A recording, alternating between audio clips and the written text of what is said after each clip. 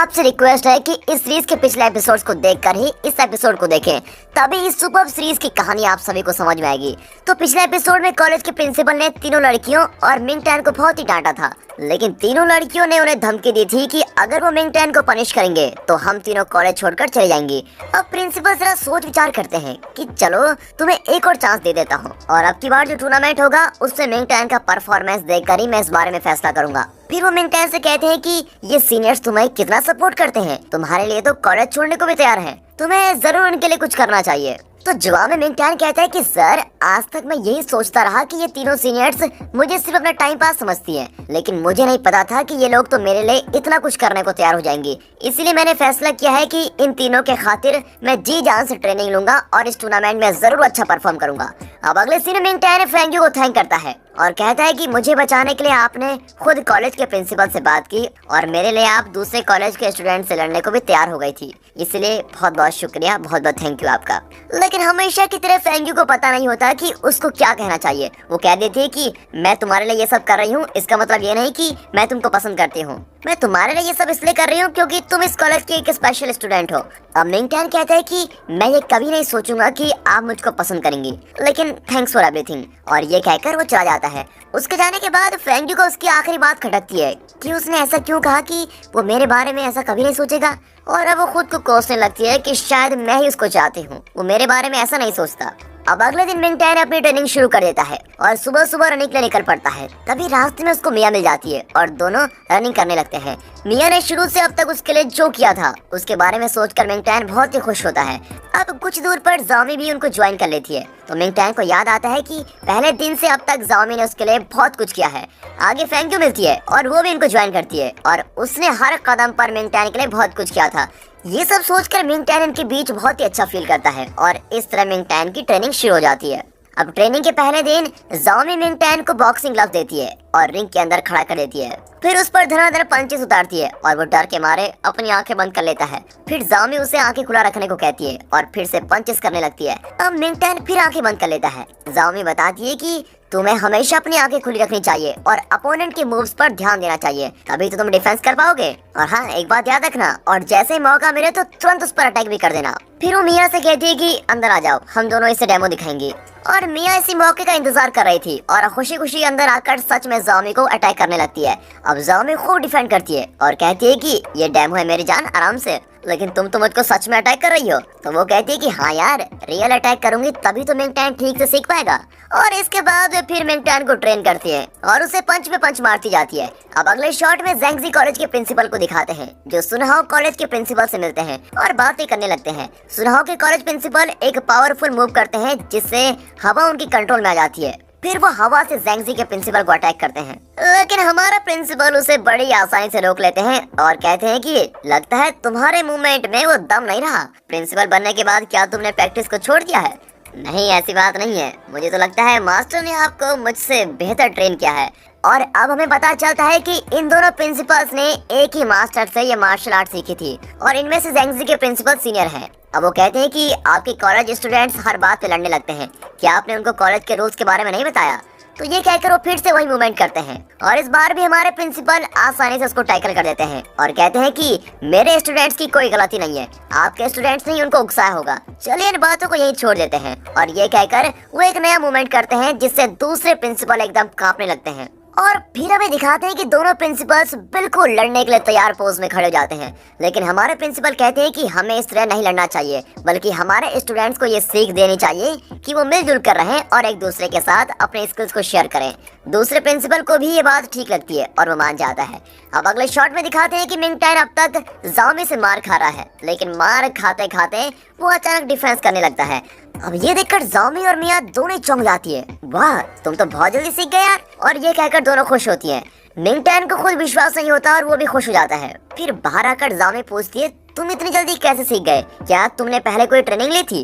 तो Ming tan बताता है कि बचपन में मैंने थोड़ी ट्रेनिंग ली थी, लेकिन बाद में छोड़ दी थी, लेकिन अब की बार ट्रेनिंग मत छोड़ना, ठीक है? ये कहकर जाओमी उसके पैर दबाने लगती है और कहती है कि बॉक्सिंग के बाद पैर की मसल्स भी स्ट्रेच हो जाती हैं, इसलिए उनको मसाज करना बेहद ही जरूरी है।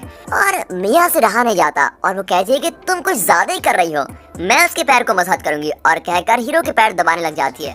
फिर दिखाते हैं कि फेंग्यू रात को कार में जा रही है, लेकिन अचानक एक शॉप को देखकर तर जाती है।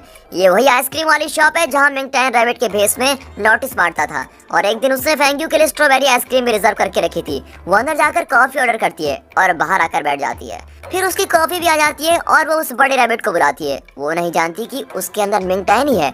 मिंग टैन घबरा जाता है कि कहीं इसको पता तो नहीं चल गया, और वो पास आता है तो फेंग्यू बताती है कि उस दिन तुमने मेरे लिए आइसक्रीम रिजर्व करके रखी थी, इसीलिए आज मैंने तुम्हारे लिए ये कॉफी मंगवाई है। इतना ही नहीं, बचपन में मेरे पास एक रैबिट की गुड़िया थी जो मुझको बहुत ही प्यारी थी।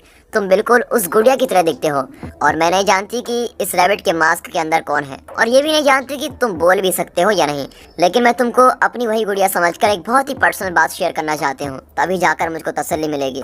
मेरा एक दोस्त है और वो मुझको बहुत ही अच्छा लगता है। मैं हमेशा उसकी हेल्प करना चाहती हूँ, लेकिन वो हर बार मेरी मदद को ठुकरा देता है।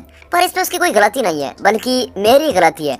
जब भी मैं उससे मिलती हूँ तो मैं खुद को भूलकर उससे बहुत ही हार्श बिहेव करती हूँ, लेकिन फिर भी वो मुझको बहुत ही प्यारा है और मैं उसकी मदद करना चाहती हूँ, लेकिन कैसे करूँ ये समझ नहीं पाती। अब इस तरह वो बहुत ही इमोशनली होकर बात कर रही होती है और मिंग टैन अंदर से सुन रहा होता है। फिर फेंग्यू कहती है कि बहुत देर हो गई है, इसलिए मुझको जाना होगा, लेकिन तुम्हें कॉफी जरूर पीना, ठीक है? और ये कहकर वो चली जाती है। अब मिंग टैन सोच में पड़ जाता है कि ये जरूर मेरे बारे में ही कह रही थी, और तब उसके चेहरे पर एक छोटी सी और प्यारी सी स्माइल आती है। अब मिंग टैन अपनी प्रैक्टिस खत्म करके कार वॉश की जगह पर आ जाता है। वो यहाँ पार्ट टाइम जॉब कर रहा है, और तब मिया, ज़ाओमी और बयूनो आते हैं। मिया और ज़ाओमी कहते हैं कि तुम हर रोज सुबह प्रैक्टिस करते हो, फिर क्लासेस अटेंड करते हो और शाम को यहाँ काम करने आ जाते हो, पर आज हम सब मिलकर तुम्हारी मदद करने वाले हैं क्योंकि तुम बहुत थक गए होंगे। बयूनो कहता है कि यार मैं भी रोज प्रैक्टिस करता हूँ और शाम को अपने होटल में काम करता हूँ, क्या तुम दोनों मेरी मदद नहीं करोगी? इस पर मिया उसके पैर को अपने पैर से तेज दबाकर पूछती है, क्या कहा तुमने? है क्या कहा? अब बयूनो चिल्लाता है कि अरे अरे मत करो यार, मत करो, ठीक है मैं टायर्ड नहीं हूँ, मेरा पैर छोड़ो। और मिंग टैन उनसे मदद के लिए संकोच करता है, लेकिन वे जिद करने लगते हैं और आखिर में मिंग टैन उन्हें भी यूनिफॉर्म देता है। अब यहाँ फेंग्यू को मिंग टैन का ख्याल आ रहा होता है। वो ज़ाओमी को मैसेज करती है तो वो रिप्लाई करती है कि हम तीनों तो मिंग टैन के पार्ट टाइम वाले वर्कशॉप में हैं और उसकी मदद कर रहे हैं, और अब फेंग्यू भी उसकी मदद करने के लिए वहाँ पर पहुँच जाती है। उसको देखकर तो ये लोग बिल्कुल चौंक जाते हैं कि ये भी यहाँ पर, लेकिन बयूनो को तो फेंग्यू बहुत ही पसंद है। वो कहता है अच्छा आप आ गई, हम मिंग टैन की मदद करेंगे और आप मेरी मदद कर लीजिए, ओके। और अब फेंग्यू मिंग टैन से यूनिफॉर्म मांगती है। मिंग टैन भी खुशी खुशी उसको यूनिफॉर्म निकाल कर देता है। यार एक कार वॉश करने के लिए कितने यूनिफॉर्म गंदा करोगे? एक्चुअली ये मेरा पर्सनल कमेंट है दोस्तों, लेकिन कार वॉश करने के बहाने ये सब मिलकर खूब एंजॉय कर रहे होते हैं। अब ये सब एक साथ इतने खुश होते हैं कि सारे के सारे कार्ड्स को एकदम चमका देते हैं। अब सारा काम खत्म करके ये लोग रेस्ट कर रहे होते हैं। तब मिंग टैन को कल की बात याद आती है और वो सबसे कहता है कि मुझे आप लोगों को एक बहुत ही इंपॉर्टेंट बात बतानी है।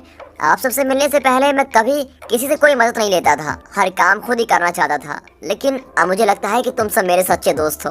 तुम लोग मेरी मदद करो या ना करो ये अलग बात है, पर तुम सब मन ही मन मेरी मदद करना चाहते हो, और मेरे लिए तो यही बहुत बड़ी खुशी की बात है। मैं बहुत लकी हूँ कि मुझे तुम जैसे फ्रेंड मिले। ये सुनकर फेंग्यू भी बहुत ही खुश होती है और मिंग टैन को अच्छे से देखने लगती है। मिंग टैन भी फेंग्यू को देखने लगता है, और देखिए ये मिया बीच में क्या कर रही है, और गुस्से में दोनों को बार बार देख रही है। अब अगले सीन में प्रिंसिपल मिस्टर वैंग से कहते हैं कि मैंने उस दूसरे कॉलेज के प्रिंसिपल से बात कर ली है। हम दोनों चाहते हैं कि दोनों कॉलेजेस के बीच शांति बनी रहे और वो कभी न लड़े। फ्यूचर में वे एक होकर अपने स्किल्स डेवलप करें, यही हम दोनों का सपना है। इसलिए मैं 2-3 दिन बाद एक डांस पार्टी अरेंज करने वाला हूँ। उस पार्टी में हम दूसरे कॉलेज के स्टूडेंट्स को भी यहाँ पर इन्वाइट करेंगे, इसीलिए आप हमारे सारे स्टूडेंट्स को इन्फॉर्म कर दीजिए। अब मिस्टर वैंग सारे स्टूडेंट को मैसेज कर देते हैं कि अब फाइटिंग ट्रेनिंग की प्रैक्टिस के साथ साथ डांस की प्रैक्टिस भी कर लेना। 2 दिन में कॉलेज की स्टूडेंट्स की डांस पार्टी होने वाली है, इसीलिए अपने डांस पार्टनर को खुद ही चूज कर लेना।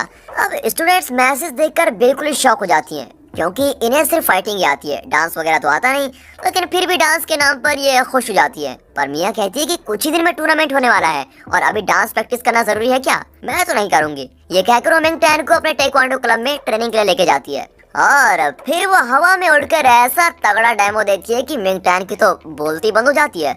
इतने दिन तो ये इतनी क्यूट सी लड़की लग रही थी, यहाँ तो बिल्कुल एकदम प्रो की तरह परफॉर्म कर रही है। फिर मिया और ज़ाओमी की फाइट शुरू हो जाती है और मिंग टैन खुद ही प्रैक्टिस करने लगता है। उसको बताया गया है कि इस फाइट में बैलेंस बहुत ही जरूरी है, इसीलिए वो बैलेंस से रिलेटेड किकिंग प्रैक्टिस कर रहा होता है। उसकी किक को देखकर तो ये दोनों हैरान रह जाती है। इसने अभी तो ट्रेनिंग शुरू की है, लेकिन इसकी किक देखकर तो लगता है कि ये ऑलरेडी ट्रेंड है।